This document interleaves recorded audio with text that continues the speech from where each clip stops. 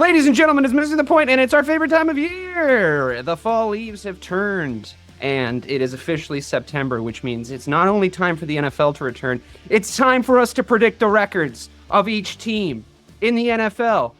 According to conference, I have the full Missing the Point crew here. Our teeth are brushed, our assholes are scrubbed, and we are ready for the 2024 NFL season.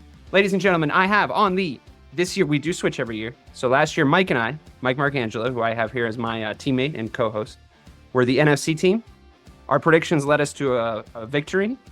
My first as a participation person. Mike's fourth. He's holding up a 4 right now as if he's Steph Curry and they've changed the rules. I'm excited. I love the prediction game show every year. Arguments ensue. But as we know, the NFL is always crazy. So we're going to have a lot of fun. Over on our rival team, who are now taking the NFC predictions over, we have Hollywood Rayshawn Buchanan and the real BK, Bob Kelly. Guys, just to the two of you, how are you going to stop the bleeding? I mean, you got to win this one. This is a must-win year for you. Do you have any novel strategies that you're coming at us with to try to dismantle this? Because quite frankly, if me and Mike win this year, we're going to have to split up the teams again. You know, like that's what's going to have to happen. So like, I don't know, like pride, playing for pride at this point. I'm just having fun at this moment. Like it's been over for a while. I'm just here to have fun. I'm just here to have fun, everybody. Been over for a while. Bobby, you got a novel strategy to beat your old nemesis? Your oldest nemesis, I would say. You mean fucking friend, teammate? Best friend and oldest nemesis. I don't mean just in this game, Mike. I mean like since I met you guys. Oh, yeah. You're right. Bobby, anything? You got a new strategy? We're just going with it. We're going with the flow, man. That's what we do. That's what me and Rayshawn do. We just go with the flow. No, right. I hope everything works out. It sucks because I think I'm in a position. I was thinking about this the other day. I was getting bitter about my teammate because I think I'm in a position where, like, because Mike's been the common denominator on these winning teams, I can't really earn any credit for my victories by being on his team. Even though, like, I think I made some decent points about the Detroit Lions last year that turned out to be pretty true, and the Atlanta Falcons that turned out to be not true at all. So, you know, all I really do is even myself out over here, which sounds like I'm masturbating, but I'm not. It's mental masturbation, guys. Mental masturbation. Mental masturbation. Listen to Missing the Point. It's mental masturbation. We should tell Craig to put that as the new slogan on the website. Mental masturbation. Masturbation for your ear holes. All right. We're going to get right into it. That sounds a little Rick and Morty-ish right there. Masturbation. I've been watching a lot of that lately, to be totally honest with you. It's my going to bed show lately. So without any further gilding of the lily and no more at all ado, I present to everybody for your listening pleasure the Missing the Point prediction game. So we're going to kick it off with the NFC team. We're going to go north, south, east, west, like we're wicked witches. Guys, I'm going to start you off with my hometown division, the NFC North. I'm ready to get my feelings hurt. Go ahead. All right. So you take it. You take it. Yeah, I'll read what I have first, and then like I say, you'll say what you had. So can I ask real quick? I'm so sorry. Can I ask real quick? Do you guys know each other's records going in? Bobby knows mine. He didn't send me his either. He doesn't know mine. Interesting. A single blind study. Okay, great. Also, just real quick, not to derail this whole thing, but are we doing the one game within our prediction, or like we did last year, or the 2 games like we did every other? Oh game? Yeah, you're right. I should do a little recap of the rules. Sorry, bad hosting. I was just enjoying the sound of my own voice. The rules are as follows: we each predict the records for our respective conferences. We have to. Yes, I think it was better. Do you guys think it was better when we were one game within? It just made it a little tighter. I think. You get it if you predict, for example, the rule being if you predict, for example, 9 wins for a team, if they win 10 or they win 8, you get the point. We're gonna go by conference. We're gonna at the end pick our defensive player of the year, coach of the year, rookie of the year, offensive player of the year, and rookie of the year. I might have said rookie of the year twice. So I think that's it, right? It's pretty simple. It's pretty straightforward. Yeah. If there's anything I'm missing, leave it in the comments. So yes, sorry guys. NFC North, take it away. All right, so I put Detroit as going 12-5, winning that division. So Detroit going 12-5, Green Bay going 11-6, Chicago going 9-8, and then Minnesota going 6-11. Okay, I had all those within I had all those within one game, so we can take that. We'll take that and run with it. I like it. Okay, great. I'm going to need a breakdown of your reasoning, Ray, why you think each of these teams are going to do what they're going to do. Bobby as well. Yeah, no. So as far as Detroit, I mean, I think that it's been a running joke on the show about when they were going to finally become good.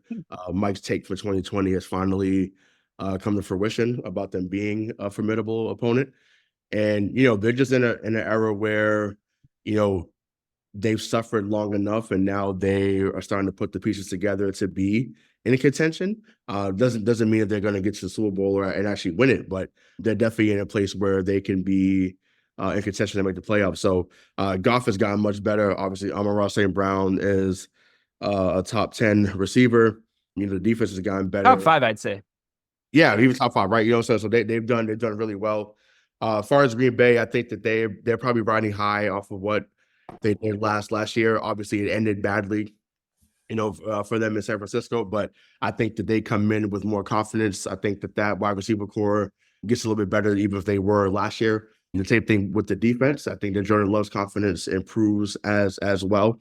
We spoke about this the last show we was together, but I got y'all going 9-8, and that's because I think Caleb Williams comes out the gate swinging, and I think that he's put the world on notice immediately, saying like, "Hey, I'm not a guy, but I'm the guy." And I'm pumped up. I may not get it this year. The fuck, I'm coming, and I think that I'm high on him. So I think that he comes out the gate swinging, and that's what I think. They win their 2 or 3, first 2 or 3 games, and then may tail off a little bit because he's a rookie. But it happens to rookies. I mean, honestly, you're painting an ideal picture for me. 9-8 is the number I have in my head as a Bears fan, because I just think that I would qualify that as a successful season. Right. Just there's a contextual scenario where we might sneak into the playoffs with that record. Probably not. I came into this very logically this time, because sometimes I'm a little irrational with how I think, but I feel like I came into these picks this year very, very rational. I'm sure Mike. So you do have a cunning plan to defeat. You just didn't want to bury the lead. I like it. Just a little bit. You know what I'm saying? But and then Minnesota, I think, just between the injuries and then just not how much they lost in the offseason, I got them going 6-11. So what about the Pack show? Oh, I said Green Bay was going 11-6. I had them in the second division. So Bobby, what do you have to say about my perhaps ill-fated NFC North in competition? I would say with the Steelers, Bengals, Browns, and Ravens for being the toughest division. I'd say we're getting there, right? You seem to have the same sort of high win percentages as Ray does. Yeah. So, but the only one I differ on is the Packers. I'm not as high on the Packers as a lot of people are. I think music's my ears. Music's my ears. I just think a lot of people are high on the Packers because of that victory against the Cowboys last year, but that was a no-show of that Cowboys team. So I don't give them as much credit as everyone else does for that win, because I take it away from the Cowboys. Because it was just such a shellacking. And I feel like that's what everyone is so high on Jordan Love, because he tore apart that defense, but that defense just didn't show up for that game. So I'm not as high on them. I think the fact that Jordan Love was there at all, though, if they were ahead of schedule, wouldn't you say? Can I just ask you a question, Bobby? So if the Cowboys beat the shit out of the Packers, would you say that, it doesn't really count that much because the Packers didn't show up? Or would you just be still jerking your little Dallas Star all over the place? I think you are really. I think you are really high on the Packers, but you just can't admit it because you're a Cowboys fan. No, that's not the case. No, that's not the case at all. I completely agree with your Bears take, though. I think the Bears get out hot and heavy. Because the beginning of that schedule isn't anything to come right home about. The end of it, though, the end of that Bears schedule is pretty tough. So I think 9-8 is a really good spot for them. I'm okay with being front loaded with easy games for the Chicago Bears historically, especially the Matt Eberflus Chicago Bears, because I think we've gotten the past 3 seasons. I think we've gotten better as the season has gone on. I think we're always historically like a decent winter team for obvious reasons. So yeah, I'm fine with that. And I have a lot of key games in mind to win for the Bears this year. And one of them is the Tennessee Titans opening day game. Opening Sunday game.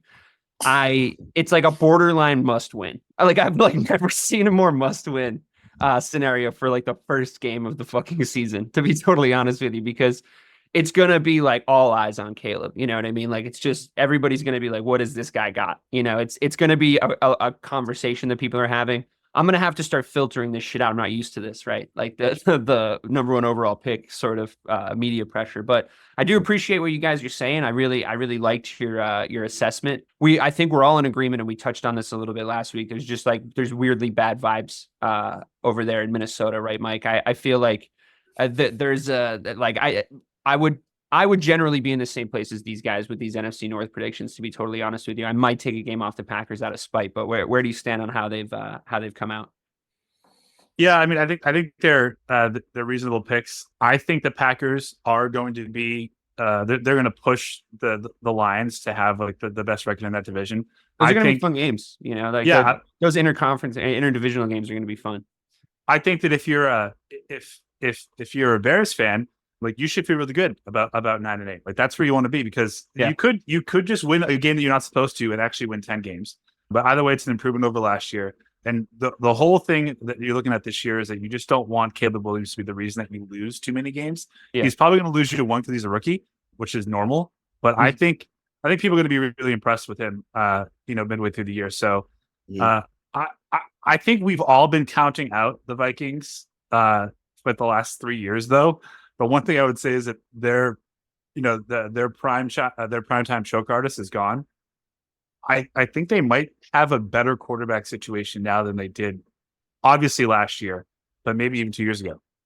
Well, that's putting shame to Kirk Cousins' name, huh? Well, I think to that point, I think so. Listen, I liked JJ McCarthy. I think that we had talked about him being potentially coming here to New England when we did. It sucks what happened. So, it sucks for him, obviously, but I think Sam Darnold now is the starter there. Correct. And there's no planet. I don't care. There's no planet. There's no where that Sam Darnold is better than Kirk Cousins. Now, we know where Sam Darnold was supposed to be coming out of USC in 2018, but as you said on live TV, the man's been seeing. So he saw ghosts against us, but he's been seeing ghosts his whole entire career in the league. Now he has not had a Justin Jefferson to throw to and a TJ Hawkinson to throw to, so maybe that changes his career. But I don't see them turning it around with him at quarterback for this season. Once again, I think McCarthy coming back. Hopefully he finds health and they do well next season. But for this season alone, I think that they have to overcome too much in order to have a successful year, in my opinion. Anyways, I just think as the QB of the Vikings 2 years ago on 3rd and 15, he knew what he needed and he threw it 6 yards. Like I think Sam Darnold is going to be smarter in the pocket and with his decisions than Kirk Cousins. I still think six games is the perfect place to pick them because they could win 7, but they're not going to win 8. Gotcha. Yeah. I mean, forgive me if this is too meta. I feel like to make a Sam Darnold successful in a system that has good skill players, if you're taking the approach of like Sam Darnold still has these guys to throw to, so like he should be better in theory. Like, right. I agree with you, Ray, that I don't see it happening because I think the mistake that the Vikings offense always made was they put Kirk Cousins in positions to have to win them games, as opposed to put their skill players a la the San Francisco 49ers or the Miami Dolphins. You know what I mean? And I think that like Kirk Cousins was just good enough in the regular season where they were like, all right, let's do that thing where he's got weapons, but our QB is going to win us the game. When there's kind of more meta examples now of like, you can have a Deebo Samuel and a Brandon Ayuk and a Christian McCaffrey. And it's like, yeah, that's a hell of an offense. You know what I mean? I know they lost in the Super Bowl. They still got there. And like the conversations about Brock Purdy were what they were. I think we're entering an era where you can make a Sam Darnold an efficient QB. I just don't think that the Vikings are going to be able to retool their offense in one off season or half an off season, since they know that. And why would they? Why would you retool your offense around a fucking Sam Darnold? Like that would just be ridiculous. Plus, as much as the Vikings situation is one where because there's a Justin Jefferson there, I would have wanted JJ to start right away. Because it's like, you know what, man, like, fuck it. Like, just go out there and play with your toys and we'll like figure it out next season. I think it's the way the Bears are approaching it. The Drake May approach is one that is so valid because of the players we've seen benefit from it. Everybody knows the list of the Jordan Loves, the Aaron Rodgers, like the players that the Patrick Mahomes, of course, that benefit from sitting behind a quarterback that's probably worse than them. And then because they get to sort of get comfortable in the NFL, learn the playbook, like learn the plan, like and embed themselves in the culture and like get to know everybody. it really benefits them. And I think like that's the attitude I hope that he takes, because you don't wish an injury like this on anybody, especially not a rookie. Right. And I hope that this isn't like, I hope that this is a freak occurrence and we're not seeing like a Carson Palmer type situation emerge over the next few years. I hope I know he's in my division, but like, I'm not putting that juju out into the world with a rookie quarterback myself. You know what I mean? So there you have it, folks. Just to confirm, you had the Vikings at how many wins? 6-11. Okay, so 6-11 for the Vikings, 9-8 for the Bears, 11-5 for the Packers, 11-6 for the Packers, and 12-5 for the division winners, Detroit Lions. I think those are. I mean, I know we started off very civil, listeners, but I long may that continue. But I doubt that it will. Here we go, Mike. It's the AFC North. It's the Ravens, the Bengals, the Browns, and the Steelers. Oh my. I would love to hear your thoughts. Let's start with the team that won the division last year, the Baltimore Ravens. You always have controversial opinions about the man who seems to lead that offense. Yep, here we go. Yeah. By the way, I'm doing really well, thanks. Thank you, Dave, for asking. Really appreciate it. It's great to be here. Love to be a partner. 5-0, that's what we're going to go. You introed everyone besides me. Actually, you introed everyone about how much they fucking hate me. No, he did. He introed you. He did. No, that's not true at all. I said I'm here with my teammate, Mike Marcangelo. Yep. I said that. I'm sorry. You gave everyone else a chance to speak besides me, so I'm feeling a little hurt right now. Mike, I've never known you to have a problem to carve out your time in that arena. To be honest with you, it's a credit to you. The AFC North, the Baltimore Ravens. Obviously, the Ravens had. They've ranked like the first in the league in rushing the last the last 3 years. They got Derrick Henry. Lamar Jackson is a regular season fucking beast. Like I said, he's the faster Dak Prescott. I have the Baltimore Ravens going 12-5. Wow. Okay. I mean, yeah, it was a little bit more of a zag than I was expecting, considering your usual approach to the Baltimore Ravens. But then it was kind of funny because you ended on 12-5, so you're actually taking a game away from them, despite all the lists of improvements from their. I think the division got better. Specifically, I think the Browns and the Bengals will be better this year than they were last year, as long as they're healthy.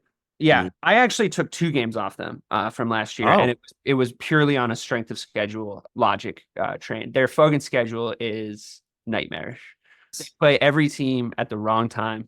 They have to hope for like a lot of luck. There's some swings in their strength of schedule that's interdivisional, because honestly, it's kind of hard to tell how good the Bengals are going to be. It's kind of hard to tell how good the Steelers are going to be, and it's kind of hard to tell how good the Browns are going to be. So like interdivisionally, but if you take them at their middle, all 3 of those teams, I think the Ravens are in for like a tough year. Additionally counts, right? Like, I just think the end of like how you see the team go out the year before, I do think this is stuff we should be thinking about. I know we all forget over the dirge of summer, but you start to remember like, which part of the hill they died on their quest. And it was brutal. It was brutal for them last year. So it's not to say they're not still a powerhouse of a team with a lot of good skill players. They're a team that I backed hard in fantasy football for the regular season, despite the strength of schedule problems, because these are just guys that just put up fucking numbers all over the field last year. I got yelled at by the Yahoo grading system for drafting Zay Flowers. I was like, what? Like, I was like, shut up, Yahoo. I was like, drafting Zay Flowers is always a good idea. He's nice. Right. Yeah, I'm sorry. Like, what are you talking about? So whatever. BC alum right there. That's right. That's right. So yeah, I mean, listen, it's a tough division to call. I'm 2 games down from you because I just think it gives us a little bit more wiggle room on the 1 game up, 1 game down, because I think that they're more likely to win 10 games than they are to win 13 games. I don't know how fair that is, but so I'll settle on 11-6. 11-6, just for the wiggle room. You know what I mean? Like, just for the wiggle room, because I've kind of like maybe overrated some other teams in this division too. So we'll see. Maybe you'll have to. I need you to talk me off a little bit of a high win ledge for a couple of teams in this division. But guys, what do you think of our opening call of 11-6 for the Ravens? I think it's tough to take a couple wins away from a team that brought in maybe the best rusher that we've seen in the last 10 years. I mean, it depends on if they actually stick to it this year, though.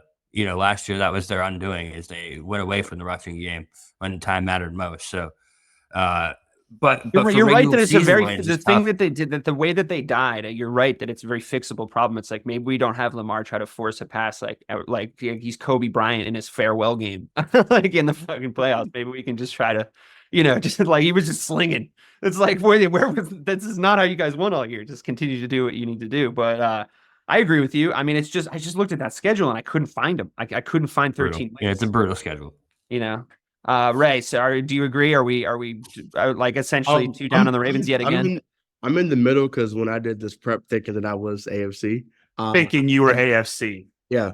Hey, calm down. Get off the high horse, buddy. Well, I had him at 12-5 though. I just think that, just because of the adjustments, even though the challenge is there, I think you do lose a game just trying to figure it out how to maneuver. I think early on they have a little bit of a struggle, and then they'll catch fire as the season wanes. But yeah, I mean, listen, in theory, it should work to have a guy like Henry behind you. Obviously, Andrews and Likely and Flowers have to be healthy. It's always the issue with health, right? That's that's for any team, but especially for them because they're not always deep at the skill positions. But yeah, 12-5, I think is doable. Once again, you said 11-6. I mean, I still think that gets that division one, in my opinion. But who knows? Maybe because the expectations will be lower than there's ever been. Maybe they surprise some people come January. So we'll see. All right, I want to talk about the Bengals next because at last show I said they had AIDS, and I still sort of think that they do. I think that there's a little bit of a large looming question mark over Joe Burrow's wrist. I don't like how they handled the sort of like news of that injury. Like they kept it very, very, very, very quiet last season. There seems to be some dispute over if he should have played the amount that he played, et cetera, et cetera. I don't know what's going on internally over there. It's a very closed door situation, which historically almost always wigs me out for a team's prospects, to be honest with you, especially when it comes to injury. So I had the Bengals at 8-9 this season. They always historically start slow. And it's a tough division that they're playing in this year. And I'm really freaked out about Burrow's thing. Plus there's all that stuff with Chase. Like, I don't know what that's going to be. It's like all the ingredients that you don't want in an offseason. Now, they might all turn out to be nothing burgers, but it's like all stuff you just don't want to hear, like bitching, wide receivers, mystery injuries, a team that historically starts slow. These are things that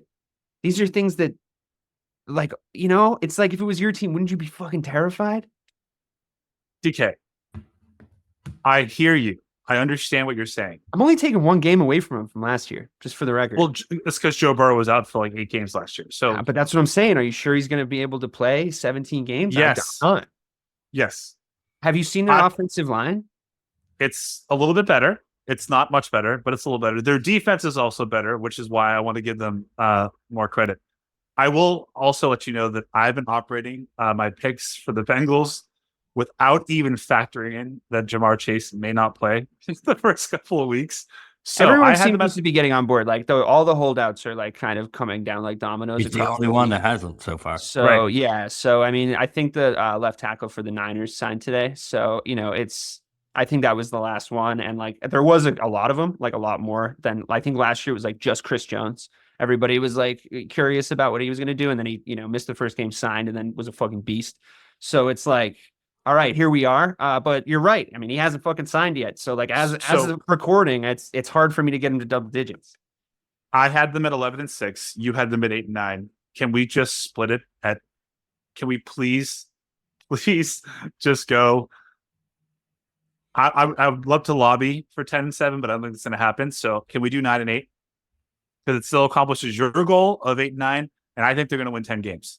Can we do like a quick exercise, just like a very, very quick exercise? Like we'll really rattle it out, okay? Yeah. I'm just going to tell you all their opponents, and I need you to just say win or loss, and I'm gonna tally it to what you like, where you think they can get, because this is why I came out to 8 wins. But let's see what your opinion on it is. Patriots win. Sorry, I have to click my pen so it actually writes. Patriots win. Chiefs. Loss. Commanders. Win. Panthers. Win. Ravens. Win. They'll split. Yeah, but win, yeah. So win. Okay, fine. One more win. That's okay. I couldn't find that one. Giants. Win. Browns, They'll split. Eagles, Oh, I think the Eagles could fall off the rails, so I'm gonna give them a win. okay, this is where we're differing. All right, Raiders, Win. Win. Win. Win. Ravens, this is their split loss. Chargers, Loss. Steelers, Win. Or still split. So okay, I'll give to them now. Cowboys, win. you're such a Hey. dick. You're such a dick. You're such a fucking dick. Titans, Win. Jesus. Browns, we already split. Broncos, Win. Win. and Steelers, we already split. So that's 1, 2, 3, 4, 5, 6, 7, 8, 9, 10, 11, 12. You have been winning 12 games. And I've been winning 8 games. Yeah. So can we just? So let's call it can- 10. So let's call it 10. Let's call it 10. Let's call it 10. We'll call it 10. I just it's the only fair thing to do, I suppose. Okay. 10-7. We had the Ravens. We agreed on 11-6. And now on to the Browns. I like the Browns. I like the Browns this year. It's not as dependent on Deshaun, we discovered. Or Nick Chubb, we discovered last season. They're talented. Yep. Their defense is good as fuck.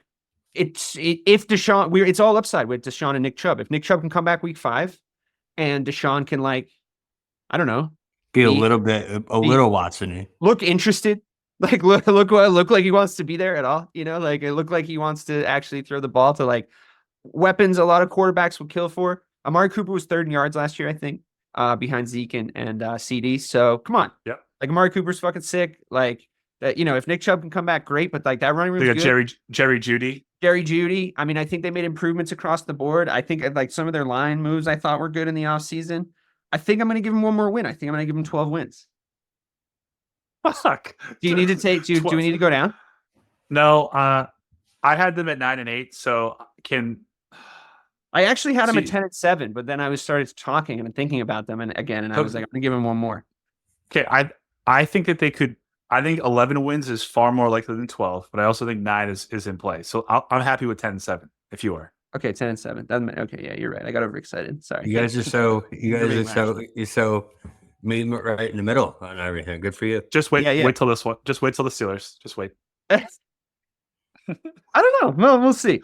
I think their QB room is set up in a way that I think you could pretty squarely bet Justin Fields is going to see the field by probably week 6, I think. Yep. That being said, they drafted some skill positions, and I didn't recognize some of the names, which almost always means when it comes to the Steelers that they're about to be the greatest skill players we've ever seen. I think the Arthur Smith edition is a really positive one. It's one of those, like, you're not a good head coach, but he's always been a good offensive coordinator. And that's just like exactly what the Steelers need. The Matt Canada debacle of last year is over. They had to build a plan while flying it halfway through the season.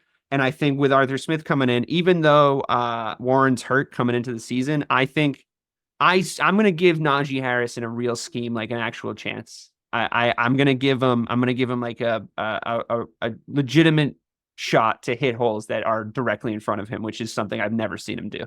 So we'll see. We'll see on them. The defense is legitimately good. It's legitimately good. It's going to be legitimate. It got better too. It got better. It was banged up last year too. Just for the record, with the 10-7 record and a banged up defense, possibly the best pass rusher in the league. I mean, come on. You know, there has to be some sort of anti-Steelers bias going away when you see just the facts on the page in front of you. I'm giving them 2 more wins than last season. I'm giving them 12 wins, 5 losses. And I almost said 13. Yeah, I know you did. That's good. Okay, so here are the positives for me.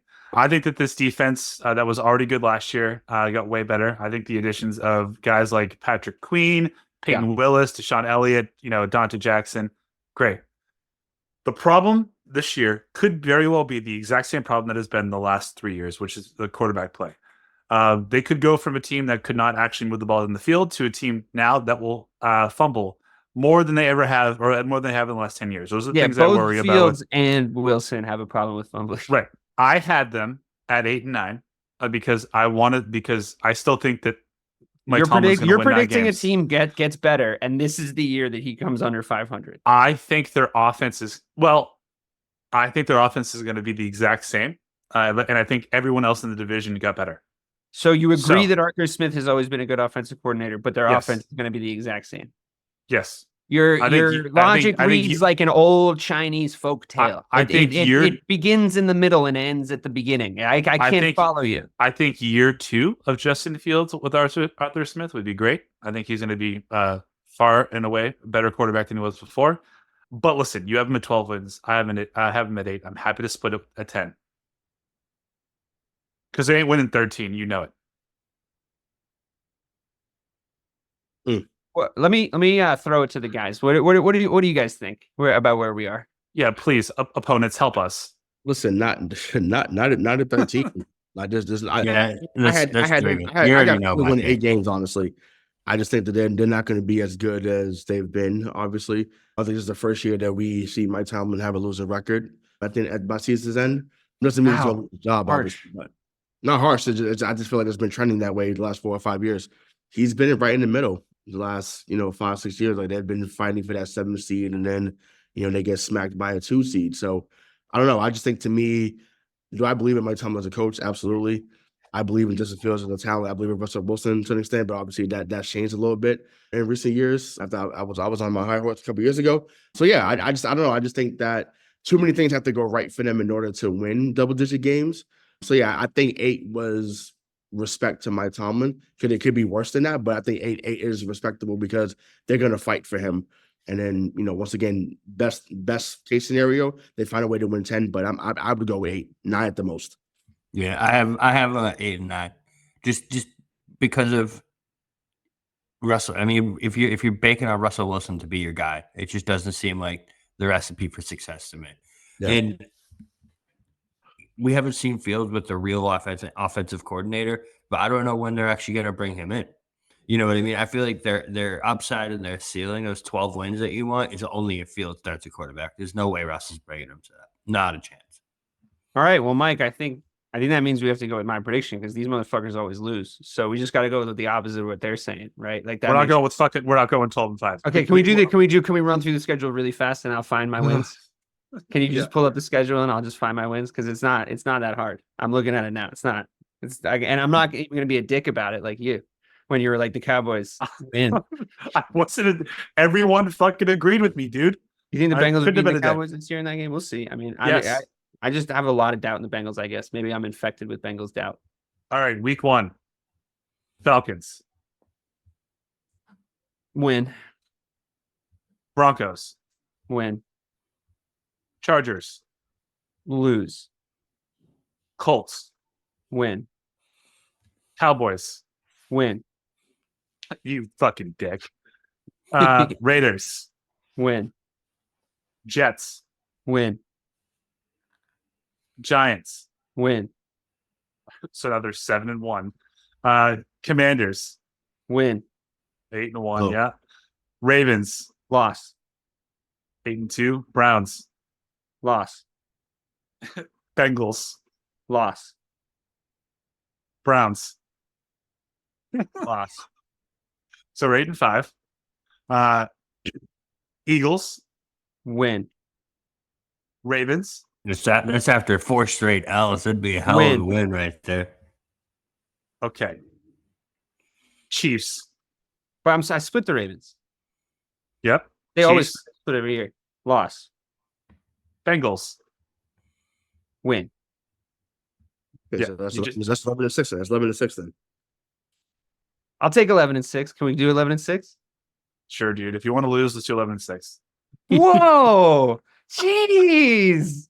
Fuck! I placate you for one team every year. Last year was the Bears. That's fine. That's fine. I'll take responsibility for it. If that's the fairness. Like I'll take responsibility for it either way. I agree that the one thing I did agree with was it was tough for me to imagine them winning 13 games. I came down one, and I think that's magnanimous as fuck. Is quite frankly how I agree. But anyway, whatever.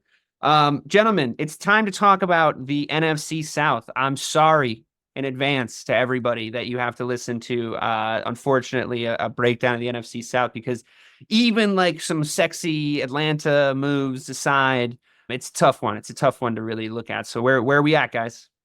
Yeah, I'll go. yeah, go ahead. All right, so we actually got this spot on, right? Like pick for pick on this one. So we both have Atlanta and Tampa Bay at 9-8. New Orleans at 6-11, and Carolina at 3-14. I think Atlanta is going to take this division. I think the addition of Kirk Cousins, along with Raheem Morris as the new head coach, is really just the recipe needed for success for all those skill positions up there. You know, it's been 2-3 years now that we've been trying to bank on this Atlanta skill position thing ever since Kyle Pitts got there, essentially.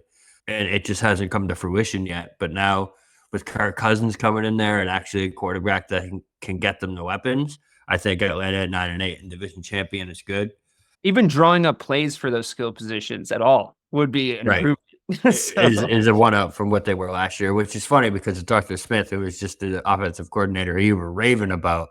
But strange. But I mean, he was always a good offensive coordinator. You know, Yeah, I mean, it's one of those things that I think there's such different jobs. I mean, this point has been talked out by everybody, but I think there's such different jobs that it's like you could be really talented at one and not necessarily talented at the other. I think like I would imagine it's a little overwhelming to really think about play calling, like play to play, if you're the head coach. You know, like that's a lot to do in one job. So fair enough. And Tampa Bay, I don't know.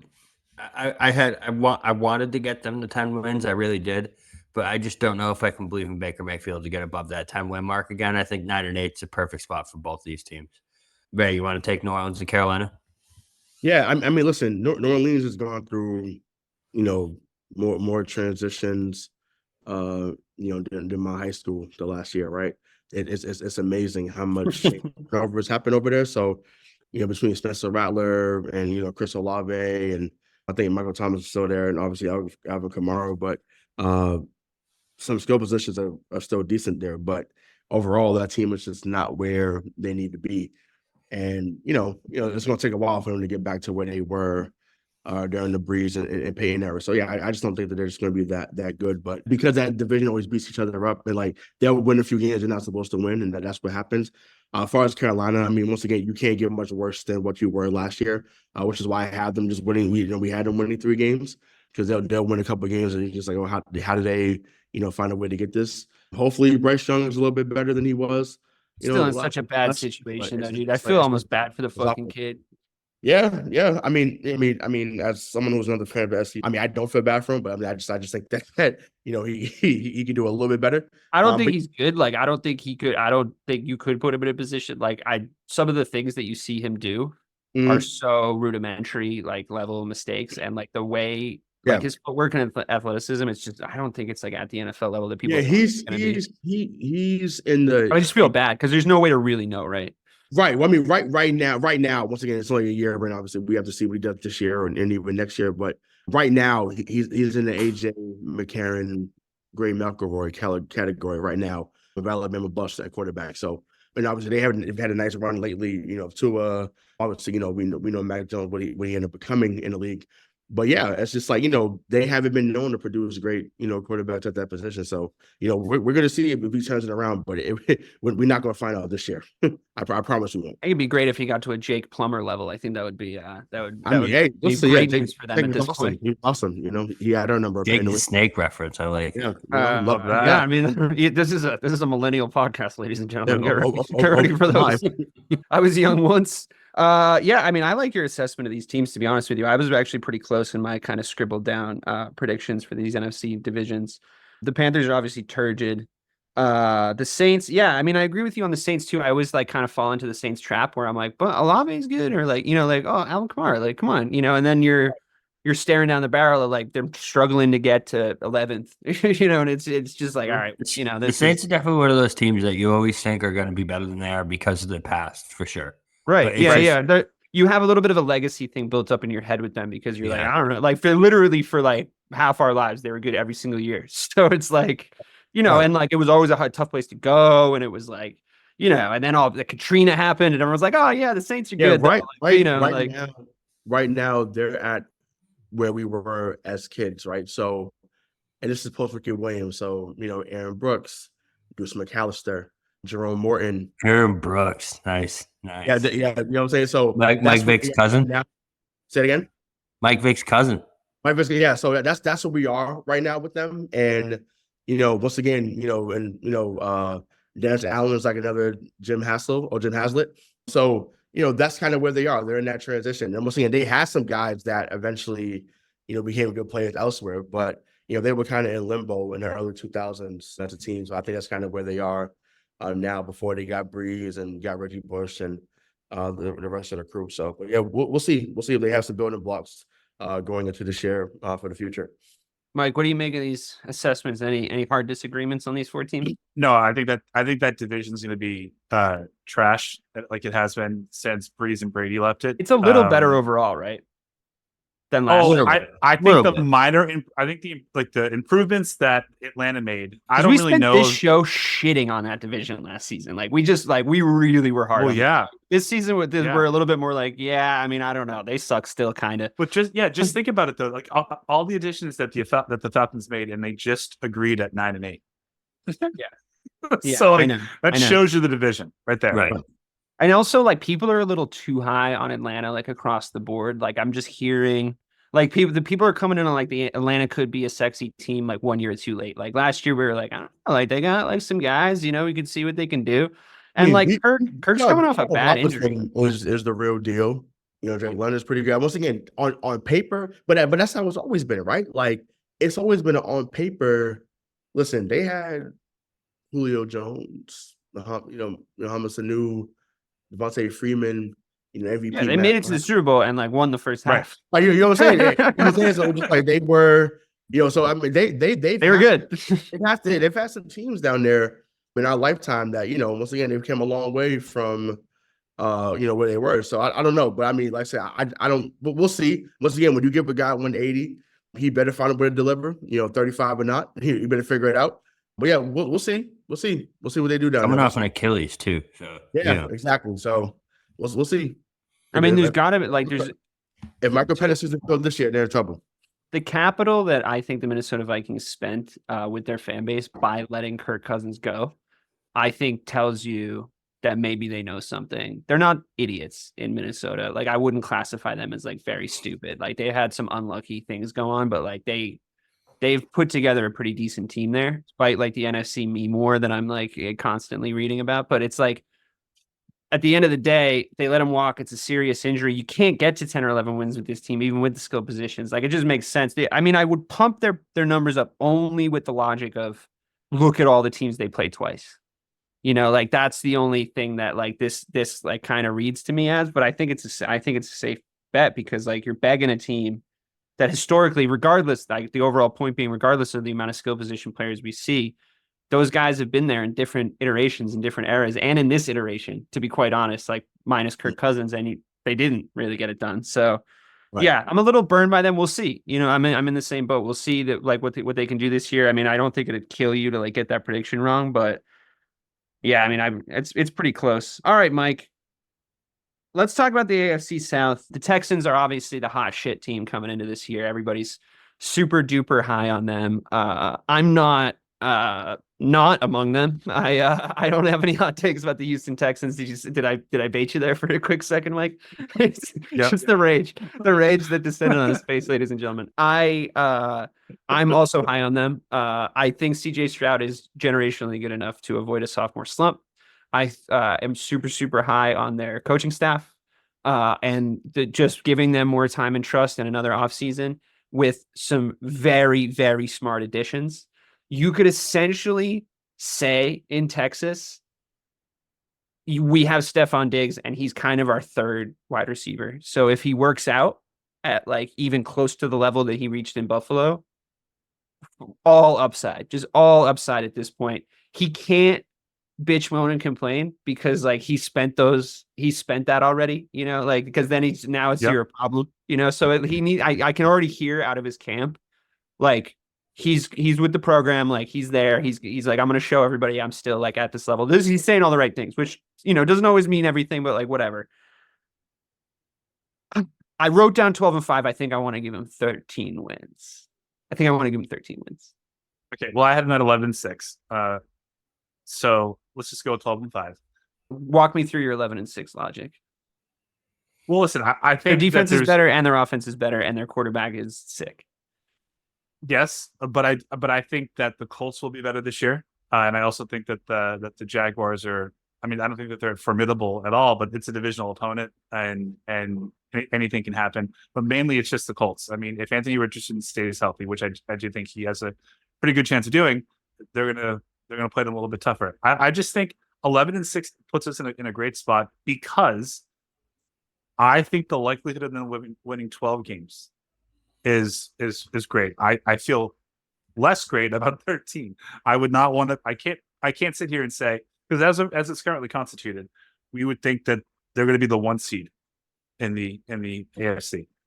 And I would not everybody yet though. I wouldn't honestly not be surprised to see the Texans in the Super Bowl this year. To be totally honest. Do you think that they can win? A lot of people's sexy pick for the Super Bowl. You had them at 13-4, right? Yeah, officially yes. I want to give them. So you think they could win 14 games? I'm picturing the Texans logo in my head and transporting myself into the future, and I can actually see 14. Like I can see it. Maybe it's a scoreboard. I don't know. I just see a little square. I mean, my powers of predicting the future are waning in my old age, but the number 14 is like it's visible there for me for the Texans. Yeah. It's achievable for the Texans, and what a great fucking fun season of football we'd all have if it happened. What great highlights we would have all watched of CJ Stroud just fucking balling out for all but 3 games. And even in those 3 games, probably still pretty decent. You know, I mean, the up and down swing of the Houston Texans from Bobby's famed bookmark of them being up against the Chiefs in the divisional game, or where was it the AFC Championship game? And come on. I just want to say that 15 minutes ago, you could see the Pittsburgh Steelers winning 13 games. Who was that guy? You know, I would call that a brief bout. So can we just say 12-5, please? Because they ain't winning 14. I'll even bet you on it right now that they're not going to win 14 games. Okay. If it makes you feel any better for losing. Okay. Nope. 12-5 is fine. I think that's completely reasonable. And, I mean, yeah, maybe I got carried away. No. I'm high on the Jags too. I have them at 11-6. What do you got? I had them at 8-9. You think they got worse? I think that they're going to feel the loss of Calvin Ridley this year. Yeah. You think they got worse? Yeah. Okay. Yeah. And if Trevor Lawrence gets hurt, then it's. But this is the Trevor Lawrence like make or break here. And like we're essentially saying, is it make? And he got that huge contract. So and they took a weapon away from him. Well, not took it, but they didn't. Sign they gave him Gabe brought... Davis. I think he can do a lot with that. You think so? You would equate Gabe. I don't think he's as good as Calvin Ridley. No, I don't. But I think overall they've improved. Gabe Davis had one of the best postseason performances we've ever seen in this era. Lightning in the bottle. That's saying he's better than Ridley, but no, his team lost. But I'm saying you speak about him as a talent. What we saw in the playoffs from him was one of the best performances we ever seen from any receiver. Oh yeah, once again, Trevor Lawrence is not scrub, so I think that once again, I'm not saying he's going to get 80 catches for 1,000 yards, but can you get 60 for 800 and 5 touchdowns? That would be a heck of a season for him if that's the case. Coming off from what he came from, so they also beefed up his line, which was desperately needed from last season. They signed Mitch Morris at center, who's like legit. They signed Ezra Cleveland at guard, I think is probably going to be pretty good, but he hasn't like played a ton of games. And they beefed up. I think Darnell Savage at safety is a good deal. So like, you know, I don't know. I think every time like a Jags deal popped up in the offseason, I was like, oh, okay, yeah, that's all right. They got a little bit better. Now, obviously losing Calvin Ridley fucking sucks, but I just think that Trevor Lawrence is legit, and I think that's where this logic sort of hinges on. Okay. Well, so the name of the game, the name of the game though is. Are you? I agree. Confident? I can already see where you're about to take us, and I'll give you 9 and 8 on the Jags because I can see 10. Right, but it's fine. Yeah, I'll give you 9 and 8 on the Jags. Which means they keep give Mike a T-shirt that says "Go Mr. Hedge." Yeah, no, that's fine. I mean, Because- honestly, but the logic is sound. Like the logic is sound. Like we're apart and we come together in the middle. I swear to God, we could do peace in the Middle East with this. Me and Mike, just send me and I'm not Mike. doing this. We No, just we're split not right doing down the this. middle. We'll figure it out, guys. We'll figure it out. Just sit in the room and we can talk it through. I mean, We've if we do this, solved, we can we've do solved anything. modern politics, everyone. Modern Yeah. fucking politics. Okay. You think the Colts are going to be better? You've already alluded to that. I also think the Yes. Colts are going to be better. I think they're going to be one game better. So you have them at, They were 9-8 last year. They're 10-7 this year. I have them at 9-8 this year. Mhm. Okay. Let's talk through it a little bit then. I think it's hinges on Richardson. I think this is his breakout year. I feel good about him. And Jonathan Taylor.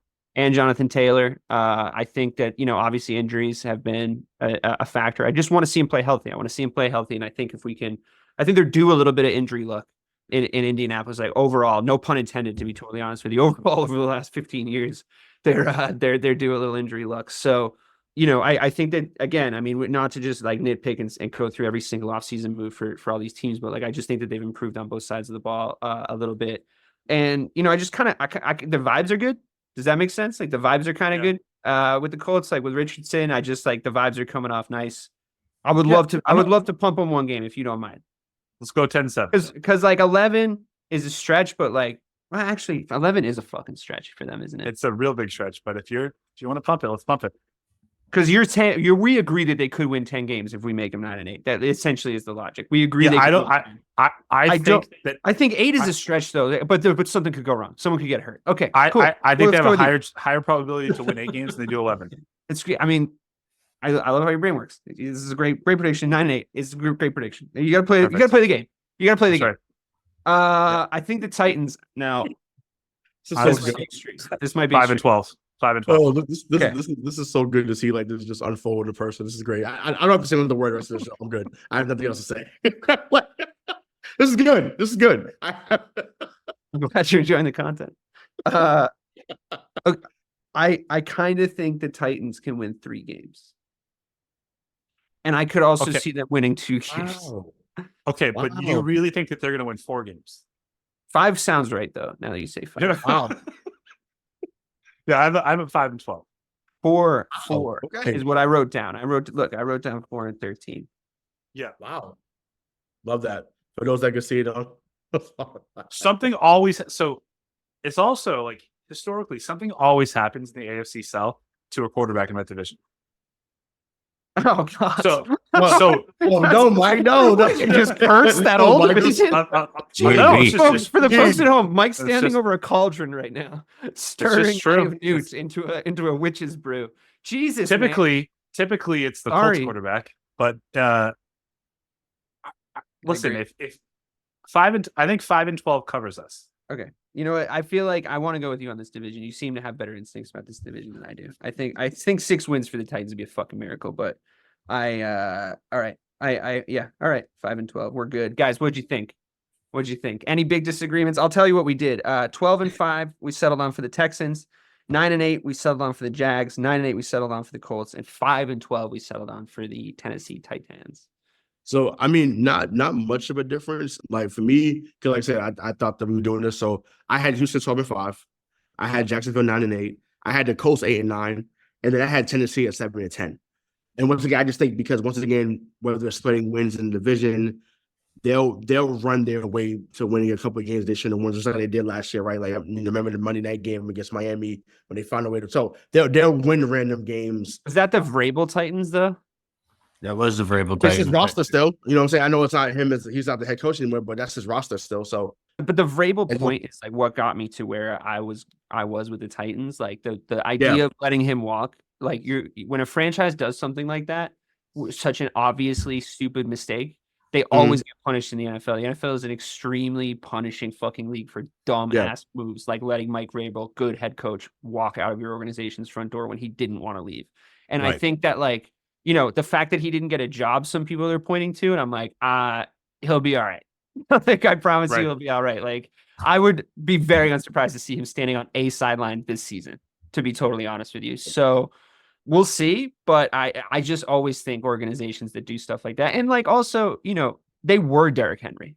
The Titans were Derrick Henry. Like anytime the Titans put anything fucking meaningful on the board, it was because of that guy. Bobby's been banging that drum the loudest for the last 3 years. Like he's been like, Derrick Henry's great. And then like he leaves and I can see Bobby and Bobby's facial expressions that he's lost interest in the Titans completely. Because they're fucking, they just don't have anybody anymore, well, you know? Well, like, they got Tony Pollard. They got my boy Pollard now. Yeah. Calvin Ridley and DeAndre Hopkins. Yeah, DeAndre Hopkins has been dropping a lot of fucking passes in the in training camp, dude. It has looked a little strange over there. I don't know. They had DeAndre Hopkins, and if they also have a time machine to take us to 2019, they're in great shape. Who's that? Who's their quarterback over there? It ain't Tannehill. Will Levis. Will Levis. Oh, Will Levis doing for Kentucky. Okay, Mr. Mayonnaise, because he's all the man. That's the guy. Got it. Okay. Now he had a good year last year for being Will Levis. Yeah. Right. But I don't see that happening again. I think that was an offensive. Yeah, I mean they're going to be at the top. I think they're going to be looking for a quarterback again next year too. I feel like they with them hitching their wagon to Tannehill a few years back, and once again he did okay. Got him into the playoffs. Whatever, they were very close a few times. As far as getting to the division round, I think they got to an AFC Championship game with him too, if I'm not mistaken, which is wild to even think about. Yeah, they beat Baltimore that one year. I know fans of Miami were like, where the fuck was this at? But yeah, I don't know. But like I said, 6 games, 7 games. Like I said, 7 games might be on the high end, but I think when you can run the football, they've always been able to do down there. That's just been a staple down there. They'll run their way into some wins because they had Derrick Henry. No, I was saying Pollard's not the stuff. So that's what I'm saying. I feel like they'll still run their way into some games where you're like, oh, okay, like. They won it 20-17, something like that. That's how they're gonna have to win. They're not gonna win the shootout. It's not gonna happen. But I've always liked the Titans as a franchise ever since the Eddie George, Air McNair. Absolutely, Eddie George. Yep. Era, to be honest, and I think their uniforms are pretty sick. Bobby, any major disagreements on our AFC South predictions here? Anything? Or were we too hard on anyone? Too easy on anyone? No, I think you guys got it pretty good. I think the Colts are the one team that have the most upside out of all those teams that you guys read off. Besides the Texans, obviously. Did you see 11 wins for the Colts? I could see it. It depends on Anthony Richardson, man. I've been tooting Anthony Richardson's horn since he was at Florida. Oh my God! Does he say thank you? He does. He does. Oh wow, lovely! What a courtesy, bro. He's something. I mean, go Gators. I gotta see it. I gotta see him healthy. He's fun to watch, though. His general body positioning, just like how he carries himself, like what he's like one of those players that like appear across all sports that when they have the ball, you're like, I think something cool is about to happen. And I just love players like that. I just like watching them play. So I hope the upside is true. Yeah, I mean, as a fan of the overall product, like obviously it does us a justice if they all stay healthy and they all produce to an extent, because I'm cheering for him, honestly. Yeah, and the Jags a little bit too every week. So yep. The whole division, I like, to be honest. I just like the teams in the division. The division's fun. This is a fun division to have. I had forgotten how it was to predict for this division, because everybody's good and the Titans are shitty, but we don't hate them. So it's right. Okay, maybe they can win some games. That'll be fun. All right, well, tell us about your NFC East predictions, fellas. So go ahead, oh boy. Yeah, I take this one. All right, so yep. I mine differ from Ray's a little bit on this one. I don't know. Do you want to go by team like they do? Yep, go ahead. All right, so I'll start with my Cowboys. I have my Cowboys. I originally had them at 11-6. I think I'm looking at it now, though. I think I want to move it up to 12. So yeah, we're gonna go 12-5 for the Cowboys. This is just read it off here. Eagles 11-6. I think New York takes a big. So we'll go Washington first. Washington 6-11. I think New York takes a big step back after losing Saquon, and they go 4-13. Ray, I know you had Philly and Dallas switched on me here. So what do you think? Yeah, so I'm 12-5, bro. I don't know. I'm sorry, bro. Jerome Blaze. All right, guys, it's time. We're doing Bob's intervention right now. We're doing it right now. Yeah. We're here to tell Bob about the worst running back room in maybe the last 10 years. Oh yeah, but even before we get to that, I'm talking about so you lose Jerome Blaze. Yes, you finally signed CeeDee Lamb. Great, awesome. That had to happen. you come in with the uncertainty of knowing what is this going to be Dak's final season? Where's his mental going to be at? I think that matters regardless of what Jerry is saying, regardless of what Stephen Jones is saying, regardless of what Mike McCarthy is Final saying. season or final season in Dallas? Final season in Dallas, I'm saying. Like, final season in Dallas. Could Talking it about be that? You know putting what the I'm saying? So, witch's brew on him. I think they I'm hanging end up that. We're I think ending, they end it done. careers. Right.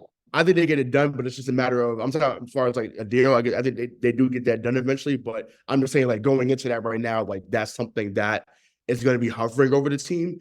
And yes, we know that no one loves soap opera stuff or drama more than, Jerry Jones. I get that. But I do think it weighs on the team enough where that's why like I said, I gave them 10-7, but I want to split in the middle and just say, let's keep them at 11-6.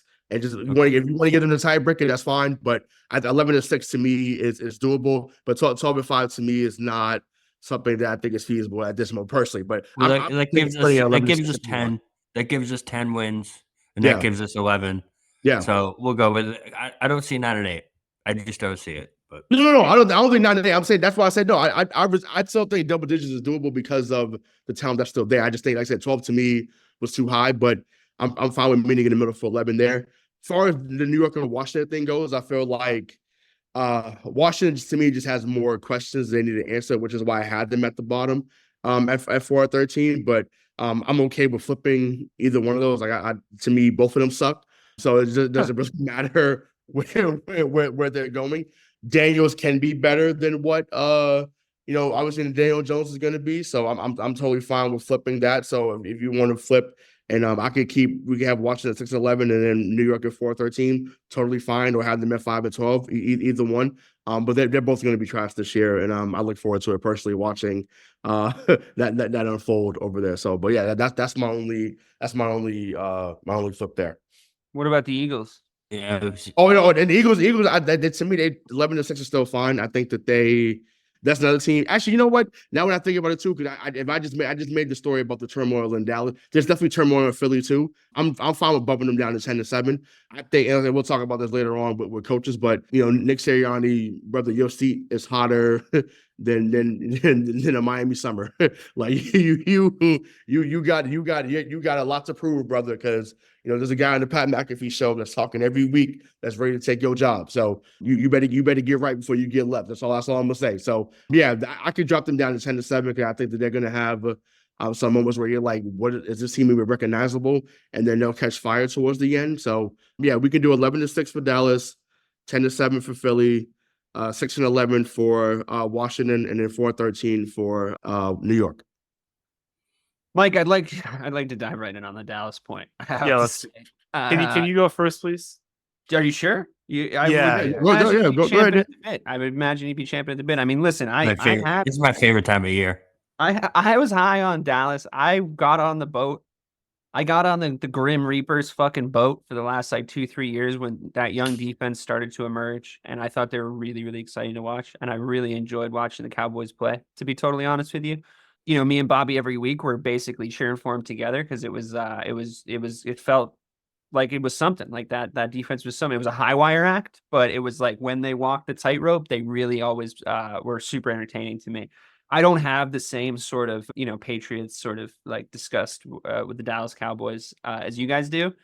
But that being said, like the balance finally tipped. My hatred for Dak Prescott finally tipped over my love for their defense into the scale. Just like I can't sign up for another bandwagon second team cheer for year with them because they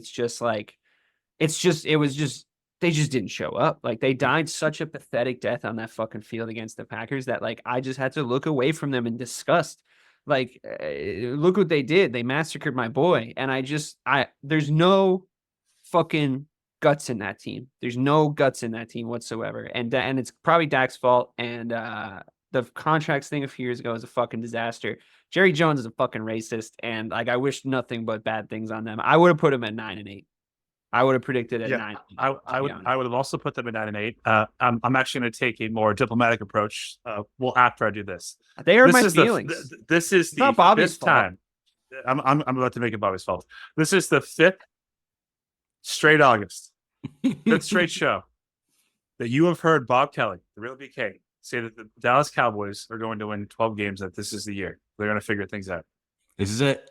This will be the 5th straight December that you hear Bobby say, fuck those Cowboys. I'm not falling for this shit again next year. They're going to be 9-8. They're Dan Quinn. He's gone. Like their defensive mastermind is gone. Mike McCarthy has proved that he doesn't know how to call a game to win it. Dak doesn't have any balls. Their running back room is terrible. I still think they would finish second in the division, but I mean, yeah, 9-8. That's more likely, in my opinion. But before everybody get on, I said to Bobby, so what do you have? The Cowboys at 11-6, gonna bump them to 12-5, and then he fucking did it. He did exactly what I said he was gonna do. Jedi Master Mike Marcangelo. But I do think that you all are underrating the Giants, and I'm not a Giants fan. I fucking hate the Giants. What I will say is I've always been the one banging the drum that if the best player on your team is your running back, you're not that good of a team. They loaded up on defense. They fortified their offensive line. They got Daniel Jones a weapon. I don't think Daniel Jones is a great quarterback, but they have to figure it out. So I think that this is drinking that Hard Knocks Kool-Aid. That's what he's doing. This is going to be. I think it's going to be for other reasons, like a balanced year. And it's funny because 2 years ago, the man with the star on his hat was saying how Ryan Dabble was the best fucking coach that he's ever seen. Didn't he lose a bunch of weight though? Until I saw him put his feet up at every meeting in that Hard Knocks. His feet. Oh, but I'm drinking the Hard Knocks Kool-Aid. I mean, listen, where he had them at 2 years ago when they won that, I think actually in Tennessee that week 1 a couple years ago, they come in there, they were down. People didn't expect them to win. They came in there, won on a 2-point conversion. And it was like, okay, and that propelled their season. Now, once again, a lot of this stuff is hinging on can Daniel Jones perform. So to me, that's great. Right, exactly. So you beat up the line. You beat their defense first. So yeah, so they'll be in more games because obviously, once you get more talent, usually that helps obviously. But once again, if you're hinging on number 8 to produce, once again, when your career highlight is you running 70 yards all on your face, that's a problem. That's a problem. I love that you're already declaring it his career highlight. Like it's done. So far his career highlight is that. But it's I think more likely if he's just like that's the career highlight. No, sure. I mean, once again, we've seen it, but it's just like, hey, it's not.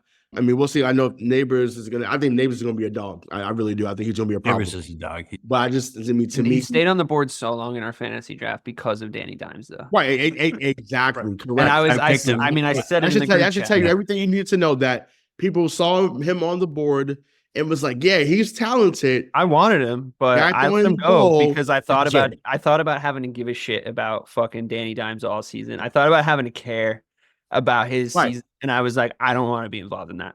I don't want to sign up on that expressway. Dude, I feel that. I generally agree with your guys' picks on the Giants. You're right, Mike, that all three of us are lower on the Giants than you. But I guess we'll see. I mean, I do agree that they've improved, but I had them around there too. One thing I would push back on slightly, but not even that big of a deal outside of Dallas would be the Eagles. There's a chance that stuff's all overblown. I do think that there's something to be said for Kelsey leaving when I think he probably had another year in him physically. Those are the indications he was giving, but he was sort of like, I don't know if there's, he just seems like a smart guy. I think he sort of looked around and said is it going to be worth it for the rest of my life if I don't get another chip, And I think he maybe just didn't see a championship winning team there. And that's not to say that they're not still a really talented team. And I'm really excited to see Saquon Barkley run beyond that offensive line still. I mean, they still have a really talented offensive line. I know that Kelsey was the leader and I'm not discounting how big of a deal he was, but those guys are good. And they got a new offensive defensive coordinator last year, right? If I'm not mistaken. So they've had a year to bet in. So I think some of the kinks might be worked out. I will see. We'll see. I'm sort of, when I was looking at him for fantasy picks, I was sort of like, yeah, I'm still pretty high. I'm Barkley, The Eagles have a different coordinator from last year on both sides of the ball. Oh, again? The guys that they got fired again? Yeah, they're gone. Oh, great. Then better. Those guys sucked. Awesome. Great. 2 new guys. So I guess we'll see. I guess we'll see how that goes. I don't know. They're good. They're they still have all the same really good players. Quick aside, right? Because people got in their feelings about DK's comments about it being creepy in Philadelphia. Well, guess what? He's right about it being creepy. So fuck y'all, respectfully. So next division. I There had is- to put that out there. I didn't really read any of them, but No, I did because I'm just I was just scrolling through. I was like, oh, okay. I was like, oh, y'all. I said one, hey, keep listening, but are respectfully. you talking about last week? Yeah, the Yeah. creepy. There is something creepy there. Yeah. I mean, there is Yeah, sort that'll of be okay. something creepy. That'll be there. all right. Something creepy. Yeah, that'll be about all right. Yeah, keep listening though. I hope they fail now if people are mad. Yeah, But we officially have the Eagles at 1-16. Fuck everybody. All right, so 1-16. Can you take imagine? a look Oh my here, God. Mike. We got to go through your Pats division, buddy. Okay, we're gonna start with the Patriots, please. All right, so the Dude, Patriots. Please take it away. I maestro this whole division. I think. I saw your sheet. I love you. I mean it, but you're wrong. The Patriots are going to go 4-13, and 4 is their fucking ceiling, as it should be. Their offensive line is terrible, and what they've done in with Drake May this offseason, this training camp, I think that they put themselves in a no-win situation where if I were them, I would have made Drake May like the number 3 starter. Number 3 quarterback. I would not put him as the backup because I think there's a real possibility that Jacoby's going to get hurt. Drake's going to come in game 2 or 3, and then we're really fucked. You might ruin this kid. I'm so down on the Patriots, but that's where we're supposed to be right now, in the sense of they don't have a great quarterback yet. They should let him cook a little bit. I think their receivers. This is probably the best skill room that they've had since Brady left, which I'm happy about. But the offensive line just isn't anywhere good enough. So, and everyone in the division got better, aside from Buffalo a little bit. But the Jets are way better than they were last year, and I fucking hate Aaron Rodgers. Okay, so when I was thinking about their wins, I was just going off this thing that kept rolling around in my head of like we were talking about them having like a borderline elite defense Top 2 10 years ago. and last year. They had a top 10 defense last year. Yeah. And I think their defense is still good and has improved significantly in the offseason. Yeah, with but- some, I think, shrewd defensive contract signings. I think losing key guys to injury and Judon. trading Judon, it signaled to us that the Patriots have given up on having That Barmore injury is brutal. That was the start. Yeah. It was the I mean, start of I it. think that makes the Judon trade happen. I think if he doesn't get hurt, the Pats I think they keep Judon, right? But I think once he gets hurt, they're like, all right, fuck it. Let's take the 3rd round pick, like whatever. I agree the offensive line is Swiss cheese. And I just took a look at the schedule, and honest to God, I don't know if I can find 2 wins. Honest to God, I don't know if I can find. Thank you. I'm telling you. Bengals, Seahawks is 1 win they could potentially. I think they could beat the Seahawks. I think the Seahawks are a little more dysfunctional than people think. Potentially. They've beat the Bills once a year for the last 3 years. But this is just me like at my most trying to find wins, okay? Most possibly trying to find wins. Man, it's not happening. Bengals, they lose. Seahawks, they God. win. Jets, they lose. 49ers, they lose. Dolphins, they lose. Texans, they lose. Jags, this is a bad schedule. Jags, they lose. They could maybe beat the Jags. Like there's like a 3% chance. Yeah, that's it. That's it. Jets, divisional game. No. Divisional game, right? Something. Titans, they'll win. That's a game I think they can win. Bears, I hope they lose. Rams, I think they lose. Dolphins loss, Colts loss, Cardinals possible win. Cardinals is a possible. Yeah, I have Cardinals, Jags, and then what was that first one? God, Seahawks. Yeah, those are my 3. Jacksonville too. You said Jacksonville. Those are my 3. So if those are your 3, they're probably Even those are not gonna tough wins, though. Even those are They're tough wins. probably not going to win all 3 of those games. Is the thing. They're not. I'm telling you. So if those are the 3 that you can possibly find, they're probably not going to win all 3. I also have them splitting once with the Bills. I think we should put them at 2 wins. Thank you. Please.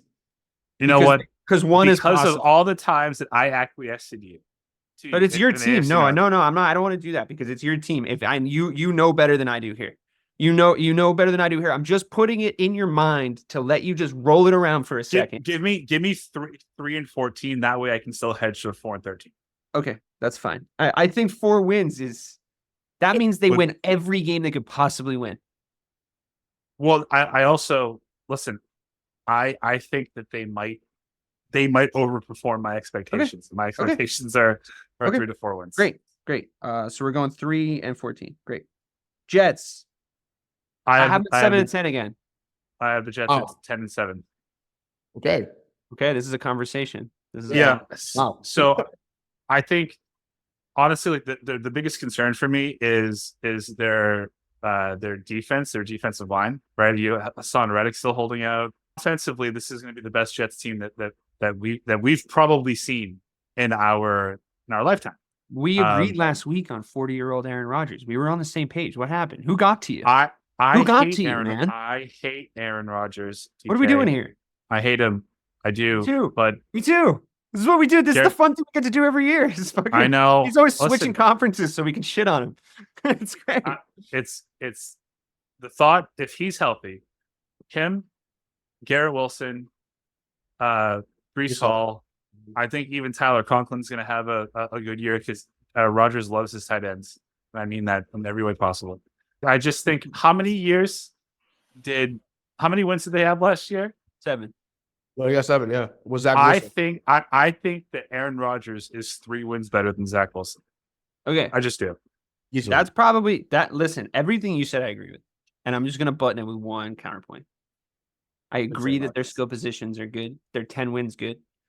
I really like their defense. They're one of my top 5 favorite defenses if I was ranking them and like fun to watch.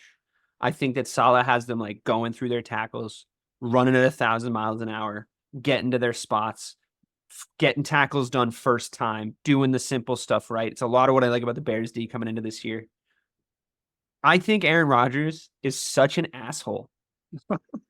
Is such an asshole that he's going to fuck all that up to the tune of 7 and 10.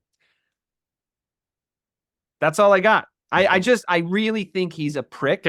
And I think everyone hates him. And I think that when your quarterback's that guy, he hasn't been good in 3 years, Mike. He hasn't been even good in 3 years. The name recognition thing has to at some point wear off. I agree that this is probably the best situation he's been in since he was 35. But I don't think Saleh likes him as a person. Can we say 9 and 8 then? Yeah, that's more reasonable. I was doing Aaron Rodgers bias hatred. I mean, that's completely reasonable. Listen, I'm with you. I love it. I'm glad you're here for the fucking voice of reason. Dolphins. I have them at 12 and 5. I mean, I know that it's not the same Odell Beckham, but it is, and he's their number 3 wide receiver this year. I put the same thing. I mean, they're sick. Their offensive line's still trash, but apparently Tua can throw it in like 0.76 seconds or whatever the fuck. So like, great. I think their offense is going to look sick in the good weather for the first part of the season. Their schedules has obviously some tough games because of like how good they were last year with 11 wins, but they have some sunny weeks in Miami coming to them. So yeah, I think you can go find 12 wins. I'm cool with that. It's not a conversation. We're good. 12 and 5. Man, the Buffalo Bills, I don't know. I think they're about to fall apart. I think it's time. I think it's time finally. Yeah. Okay. I had them at 9 and 8, but I'm willing because it's your division to go up if we talk it through for 1 second. I do still like Josh Allen. I think he's a good QB. I think he's lost weapons now. They've never been able to figure out the running game, and that is an offense that needs the running game to work. I think he's a really good passer of the ball. I think qualities like he can throw a good ball no matter what position his body is in is a trait that I've come to really appreciate watching Caleb Williams in the preseason as I desperately try to look for all the good things I can possibly like cram into my brain as I watch him play football, even for brief snippets in preseason games. I do like Josh Allen. I just think they're worse on both sides of the ball, and his guy left. So to me, the season after your guy leaves season, single digit wins, unless your name is Tom Brady or Peyton Manning. So Patrick Mahomes. Fair enough. I'll give you 10. I'll give you 10 and 7. You won't see a fight from me there. I do sort of see they're going to do that thing that they always do where they lose games they should win, the argument for both of us would be, what do you think is more likely, 11 wins or 8? And if you think it's 8, Then let's do 9-8. I mean, they're not a bad enough team to only win 8 games, right? Right. Not in that division. Not yet. Not when they get to play the Patriots twice. Sorry. All right, that's like I'm not trying to be a dick. Come on, like, what are we doing? Like, Yeah. Okay. Yeah. 10-7. Sounds good. Ray, what'd you have, Matt? Just out of curiosity. Buffalo. Let's see. I had Buffalo at. I had them at I had Buffalo at 10-7. 10-7 as well. So I had Miami 11-6, New York and Buffalo at 10-7, and I had New England at 2-15. You and I were closer with the Pats, but you were more on Mike's side than with New York and probably the Bills. But I don't. And like I said, I'm still baffled that Mike found a way to talk into 4 wins. I'm like, I'm sorry. Like, the Pats? Yeah, there's no fucking way. They're bro. his team, dude. I can't. Like, he's. No, they're my team too. But I know, but you're not on my team. No. Like, he's on his ears to the ground. You know, I have to defer. Like, there's no way. There's no way they win. You abandoned teams during rebuilds, Ray. You already told us that. So we settled on 3. We settled on 3 and 14. Bobby on the Pats. I'm with you. I find it hard to find 2 wins. 2 wins. Yeah, 2 wins is. But is you a push. found 12 for the fucking Cowboys. Okay, don't try and discredit him. Don't try and discredit him. That's not fair. The fanhood doesn't. Listen. Like disliking the Pats. Come on. He's discrediting. That started it. It started. Wait, Mike, you picking 4 is equivalent to Bobby picking 12. We did but in fairness, we picked 3, and I picked 3. We picked I know. I'm saying that's what you compromised on, but I'm saying this. It makes sense though, right? Because I was like, I can see them winning 2 games, which you and I agree on, Ray. Right. And if you think about it, Mike agrees too. He can see them winning 2 games because we're covered. So to be fair, in the show we did last week, like I was at the Charles River, like I was on the bridge, and I said 1-16. Mike was like, "Come on, like there could be 1 more game." I was like, you're right. But for the purposes and the logic of this show, you can't make a 1-game win prediction because they're not going to win 0 games. Like 0, most likely, right? Like just statistically in the horoscope of the NFL. Farmer's Almanac. Could you fucking imagine if they went 0-17? Could you imagine? Could you imagine? I can. It's fucking possible. It's definitely possible. It's not possible. All right. Okay, guys, but it's fine. Your defense is legitimately has decent players on it. Like that's been the case. Once again, we talked about this last week. I don't want to get too much rabbit, but it's like they had 3 or 4 games in a row last year, and Mike won 4 games last year. No, I'm saying but they had 3 or 4 games, but they allowed 10 or less points. What if Drake May comes in week 7 and starts balling out? Because to Mike's point, I want to see him play anyways. But to Mike's point, he's like fucking the offensive line's so bad that it's a death sentence for whoever fucking starts in that position. And then Drake May comes in and he's just good, so he just avoids that being a problem. Like a la CJ Stroud last year, and all of a sudden, the team we were the lowest on last year coming into that season was the fucking Texans because that roster was trash. Yeah, we didn't know that the coach was good because the coach was a non-entity and the QB was a non-entity. It's the exact same situation. The Pats could win 9 games. Mike, we have to open the case file. Let's reassess. They might be the Texans of this year. I mean, listen, that would be crazy if that was the case. I highly doubt it, but that would be crazy if that happened. I'm just glad I got it on tape. But we need Will Campbell, and I'm like me and Mike agree on that. We need Will Campbell, left tackle from LSU.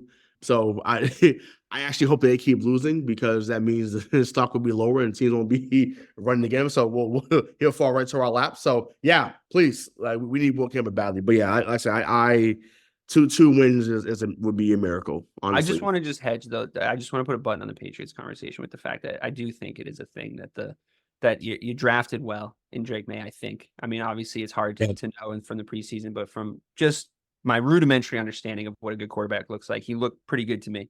A lot of people are really down on him already, which I think is about as illogical as being even as up on him as I am. But because the coach and the quarterback are an unknown, the ball's still in the air, guys. Bobby, were we way off the mark with any other teams other than the Pats that jumped out to you? I feel like it's not a terribly complicated division to call. I mean, I know Ray had the Dolphins at 11 wins and we settled on 12, but like the same as last year, thereabouts. They did go down pretty fucking diabolically last year, and fucking hell, like they need a winter vacation if they're gonna. I think if the Dolphins could only play in the sunshine, they would win every fucking game. The Cowboys in the AFC. That's what I would say about the Dolphins. Yeah, except for the way better players. But I would say Buffalo is not Miami. Yeah. I think Buffalo rings. Because Miami Yeah, just they got both back, kinda are. Miami just They both got back into this tier. Once again, it was curtains for a long time down there. It was quiet out there. I know it was real quiet. Okay, every time another team came in, the fans took over Hard Rock Stadium. I was gonna say Pro Player. I'm showing my age there. Hard Rock Stadium. They took over. So it's just now getting back to where it was, where the Dan Marino days, and even for our childhood with Jay Fiedler and Ricky Williams and Chris Chambers, that crew like that. They're just getting back to that now. Bobby, anything on the Jets before we sign off this division? I'm higher on the Jets than you guys are. I think Aaron Rodgers has a big comeback here. I know that's At like 40? much dismay and pain to you guys, but At 40. Well, I mean, you and I on board. I said the same thing. I mean, I had him at 10-7. I got compromised. So I think so too. No, I do already know that I'm lower on the Jets than honestly the majority of people coming into this season. But I have to put my flag on the fuck Aaron Rodgers flagpole every single year. So here we are. Sometimes I'm right. Lately, though, is the thing. So that's why I was just a little bit. Well, I mean, you could absolutely be spot on with this, and I would not be surprised if you.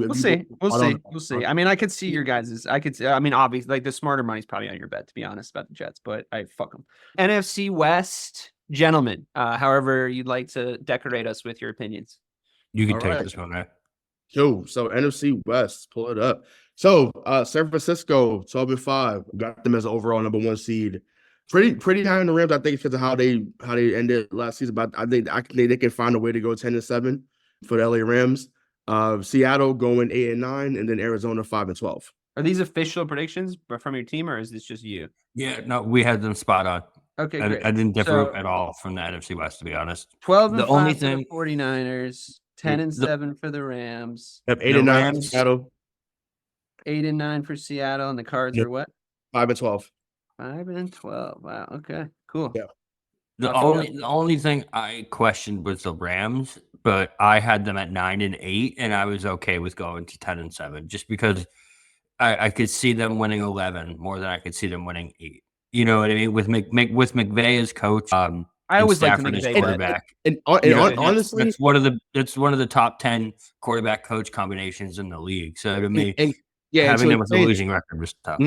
And to explain my reasoning, and then I mean, if there's anybody that I've been irrationally loved, not just on the show, but just in general since he's been in the league, it's Matthew Stafford. I'm a big Matt Stafford guy. I wanted him here after Brady. The tape on that. I love Matt Stafford. I think that Matt Stafford is an awesome quarterback. I'm glad that he finally got a Super Bowl a few years back. So yeah, I think with him being healthy, obviously another season of Cooper Kupp being who he's been, the ascension of Puka Nacua. Kyron Williams is running back. Like they have pieces there offensively that will keep them in games. So yeah, I think that if they're healthy, yeah, they can figure it out and reel off a number of wins. Once again, they won the games last year. Towards the end, they shouldn't have won at all with the loss. Obviously, losing the greatest lineman of our generation by far, Aaron Donald, is going to be an issue. Did the greatest lineman maybe ever leave? Is that going to be tough for them? Yeah, just a little bit. It's just like a minor. I mean, listen, they're going to be great, but there's just a minor little thing that happens. Just The best lineman of all time left. Just fucking made in a lab, fucking defensive tackle that's propped up their defense to the last decade. Right. It's not there 20 anymore. sacks at D No tackle. big deal. No big fucking deal. Insane. So obviously, it's obviously going to be lineman by committee there for sure until they find I somebody. believe in McVay to figure it out. I'm just fucking around. Yeah, no. I That's a super valid reaction because of what he meant to that organization. I mean, I've never seen anybody like him personally. No, he's unreal. I mean, once again, for the era before us. Well, I mean, it's not era when we were kids, but you think about the Reggie Whites, the Gilbert Browns, Strahan's of the world. Bruce Smith's. To me, he clears a lot of those guys. And once again, those guys are all Hall of Famers. I think it's undisputed that he's athletically the number one on the defensive line in the trenches. I don't think that's a conversation that anyone should ever have again. It's like if you want to do LeBron versus Jordan, you can, but athletically, you give it to LeBron every single time. You just have to. Yeah. The conversation's just fucking stupid, right? So yeah. Right. So yeah, he got everything he wanted out the game. He won a Super Bowl, got a lot of money.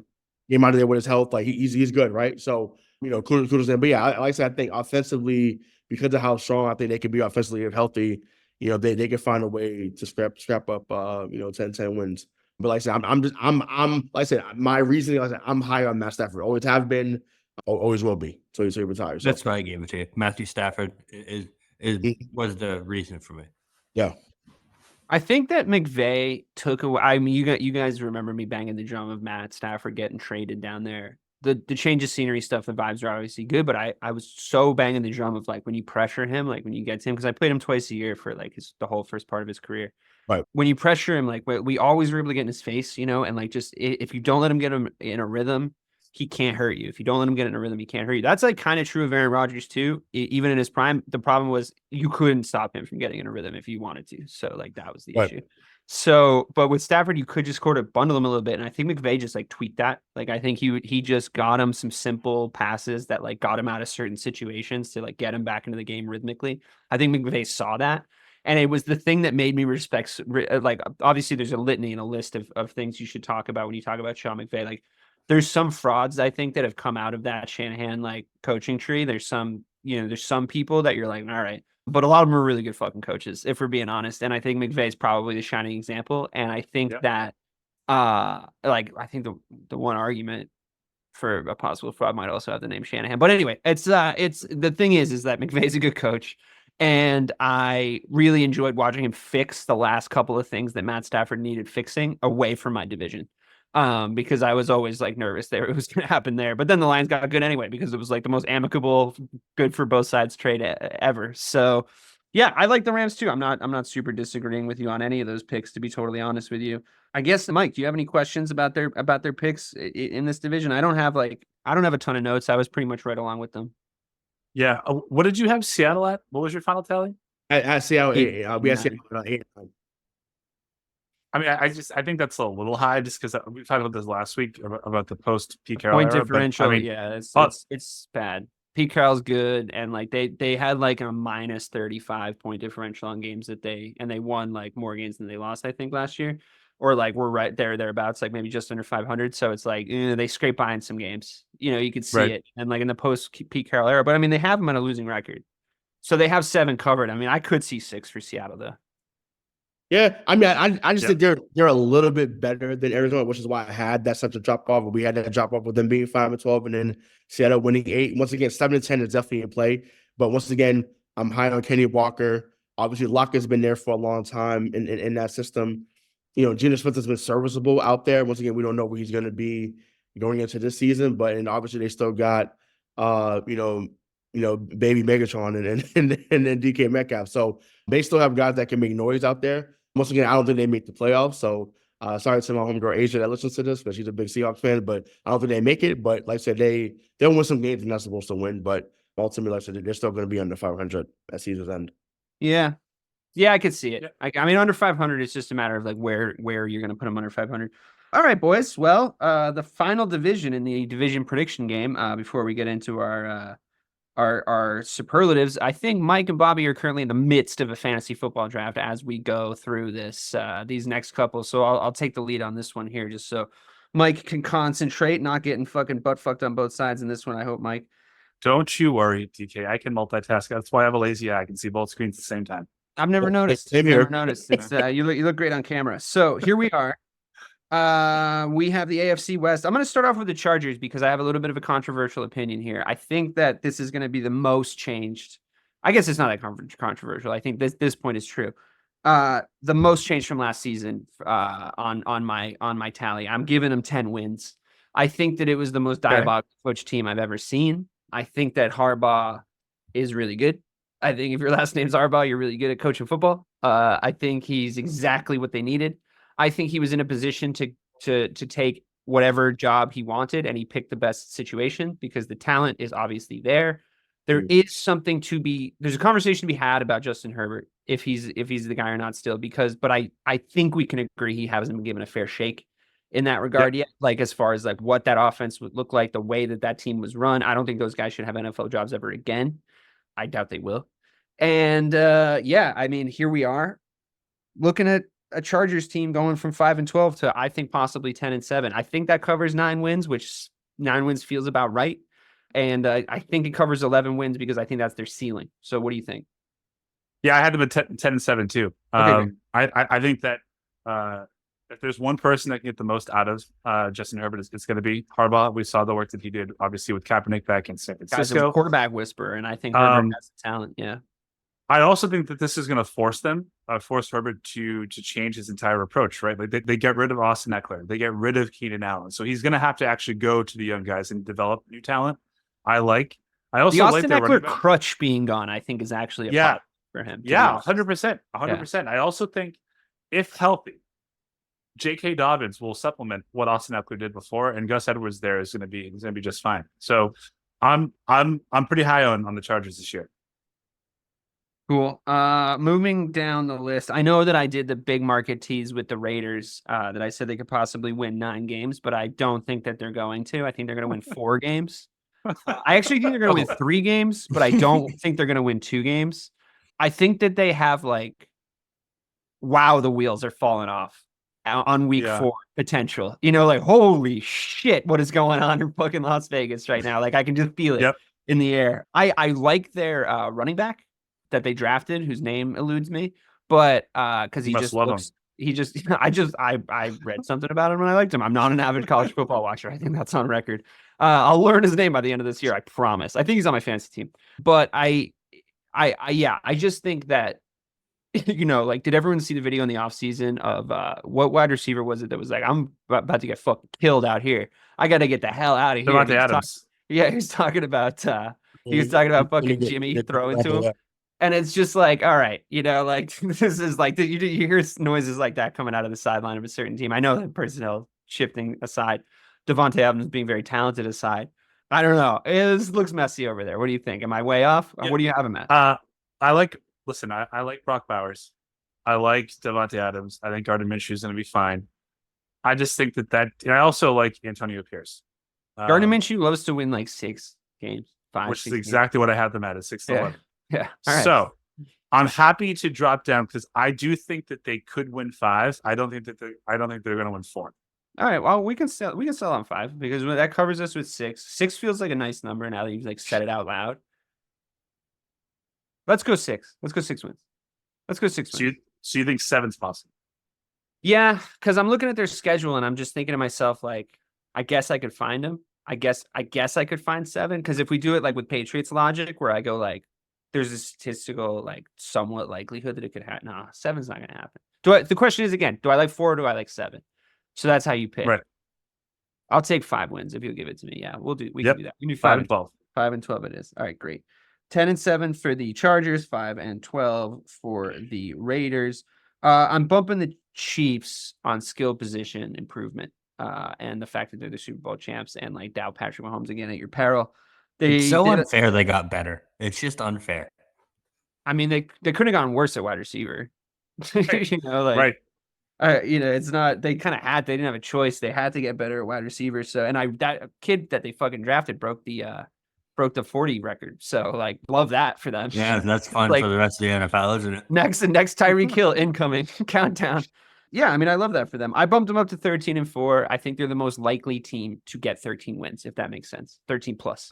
I also agree with you, but I don't think that they could get 14.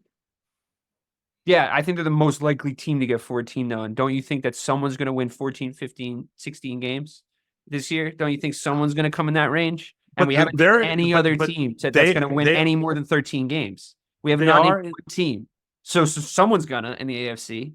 Surely. They are in this thing right now with what the Patriots used to do is that they typically they start 4 and 2.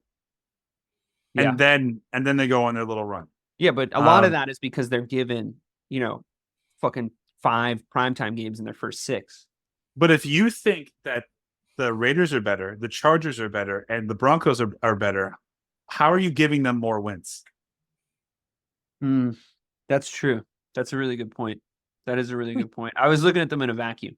I like looking at that because every single year that I am that anyone, Bobby, sorry to bring up past traumas, but mostly Bobby is it all down on them or him, and you know who him is, which is telling, about the Kansas City Chiefs. It's wrong every year, and I'm just I'm done. I'm I did this with the Patriots, and I was right. I was right up until 2018. Like I just stopped in about 2010. I was like, I'm just done betting against them. Like I'll be done betting against them in perpetuity while like the guys that make up the spine of that team are still there. And it turned out, and then I was like at halftime in the Atlanta Super Bowl being like, they're probably going to come back and win. And like they did, because I was just like, I was defeated, and that's how I feel about the Kansas City Chiefs. And the earlier that you accept them as inevitable, I think the better, which I know is a little bit more meta, but my real main point is no one in our predictions has hit 13 fucking wins yet. We have not given anyone 13 wins. We've given 2 12-win teams out. It's not enough. It's not enough for the conference that's way better. Yeah, that's true. 2 12-win teams. Yes, it is. Because if everyone in the conference is way better, that means everyone's going to have harder games and less wins. I know, but like the fucking Kansas City Chiefs are like going to win those divisional games. But they're still going to win those divisional games. So I think that they're going to win. I think that their ceiling's 13 wins. So that's why I'm 12. Let's kick it to the NFC team because obviously we're at a stalemate here. I'd love to hear you guys' opinions on this. So you want to say. I mean, you can say whatever. I'm high on the Chiefs. He's a little lower on the Chiefs. Because I'm saying I want to give him. Basically, what I'm saying is I want to give him 13 wins, and Mike wants to give him 11. Yeah. Go ahead. I'm 12. I think 12. 13 because 12's low for me. 13. I was already low at 13, to be honest. Sorry. This team was last year. The biggest problem with the Chiefs was the wide receiver, and now they may have turned that into a strength.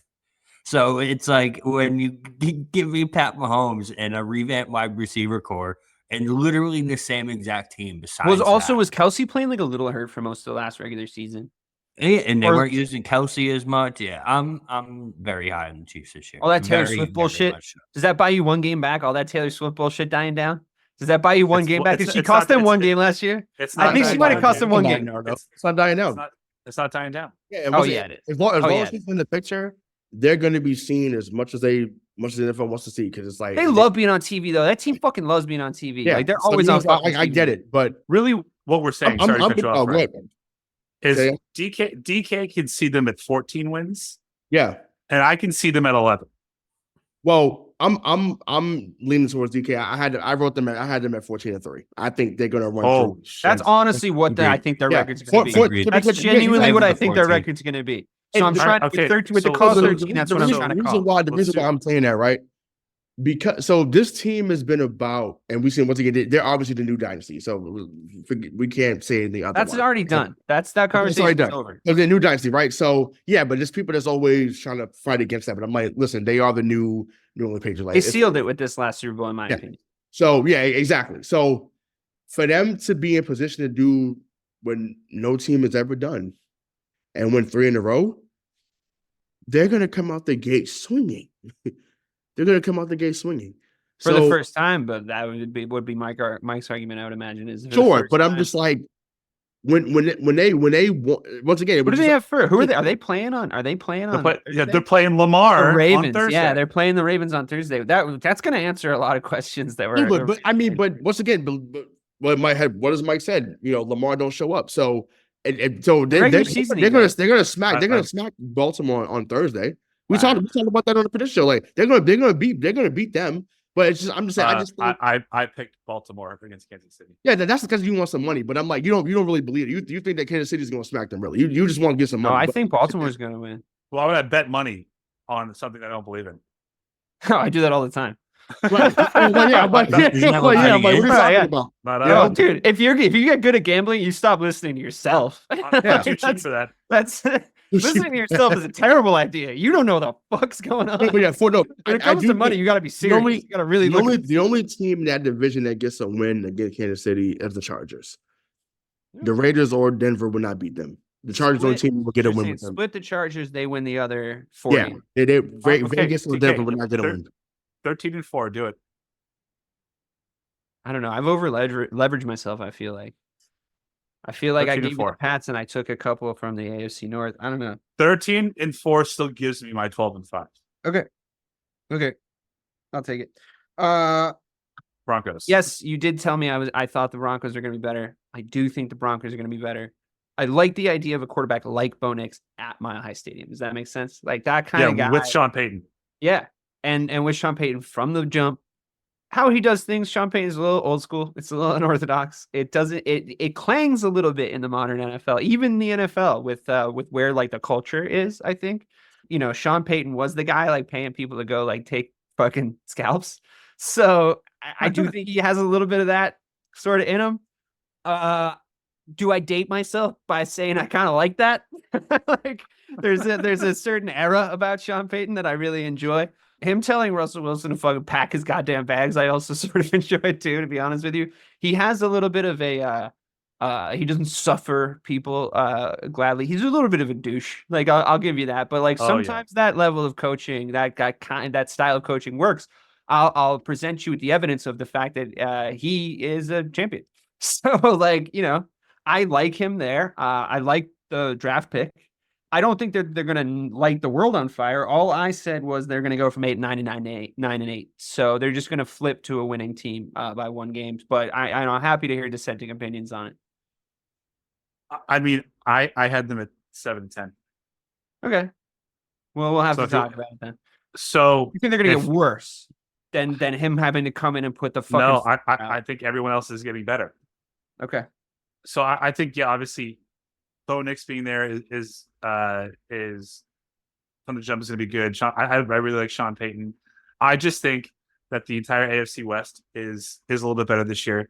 I think that they're going to lose both to Kansas City. They're going to lose both to the Chargers, and they'll probably split with the Raiders. I still think I can be talked into going 8-9. No, I was going to say I'll just come down one. I'll just come down 8-9, and we can split we can S the D on this one. We can split the difference. What do you think I meant? I'm happy to come down 8-9. They keep the same record as last year. I think they're going to be a little more interesting this year, though. I just by the sort of better nature of them having a rookie QB who's like a sort of an unknown entity. I mean, we talked the Chiefs to death, but guys, how do you feel about our end of the line predictions with the other three teams? Were we too high on the Chargers? Were we too hard on the Raiders? And were we too medium on the Broncos? Where are we on these? I like the medium on the Broncos. This one I do like because for me, I have no idea what to expect from this team, to be honest. No idea. It's the biggest question mark maybe in the NFL because you have a coach who doesn't lose. But a situation at quarterback that's that rookie quarterback. I don't think we've ever seen Peyton with a rookie quarterback either. So I'm kind of intrigued to see what kind of job he does bringing him up. Yeah, I mean, like I said, I had Chargers at 11-6, so I was high on them. But Vegas, I had Vegas at 7-10. Only because I think they're gonna play hard for Antonio Pierce, and they'll win some games they shouldn't win, right? So he's from out there. He has the buy-in of that locker room. That was evident last season too. And then I had Denver at 6-11. So I just think that, Bo Nix will have some good moments this year, but he'll have the typical growing pains of a rookie. Now, once again, Bo Nix is 31 years old, so he may come in and be a little bit better than some other rookies right away. Bo Nix is, in fairness, 56 years old. Like that is, we're just going to have to contend with the fact that Bo Nix is 61 years old is a big deal, him being 73 years old. Yeah, exactly. So, so I just, I just think that, he's going to have to find out pretty quickly if he has it or not. But, we're going to see if Bo knows or not. No. Bobby, anything left to add on any of these fuckers? I mean, I don't know how much you got in on the Chiefs being fucking, I guess, a controversial subject. Like, what degree are they going to be good? But anything, it seems like you're off them. You're off the betting against them bandwagon. Yes. Yeah, for now at least until they go 4-2 and we drop them off number 1 in the power rankings. But in fact, in all that confusion, what did we end up agreeing to with the Chiefs, Mike? 13-4. Okay, 13-4 sounds great. So that's the last of the divisions. This is a 2-hour show at this point, but we do still have to go through the superlatives. Apologies, I wasn't really thinking about time management today. Okay, we put the Chiefs at 13-4. We put the Raiders at 5-12. We put the Broncos at 8-9, and we put the Chargers at 10-7. Let's quickly go back and forth. There's 5 categories. Let me think about this for a second. All right, you guys pick your coach of the year, and then we'll pick our coach of the year. and then we'll pick our first coach fired, throw it back to you, and we'll just do it back and forth so that, it just ends up fair. And you guys can go first since we won the whole thing last year. So you pick your coach of the year, and then we'll jump back. I'm going to take the popular pick here. Harbaugh? John Harbaugh. Yeah, Harbaugh. Yep, I'm actually with you.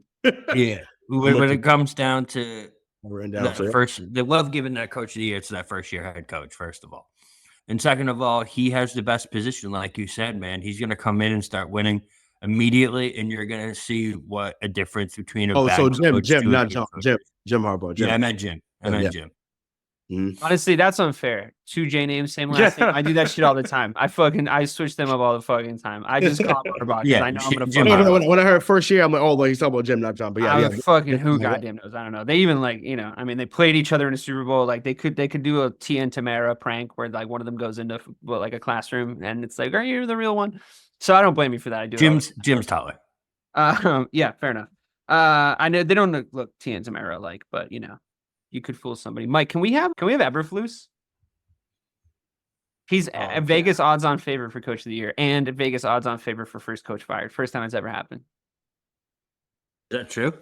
Yeah. Yeah, let's do Eberflus. I mean, my pitch is that like if he, I don't need the pitch. I also watch Hard Knocks.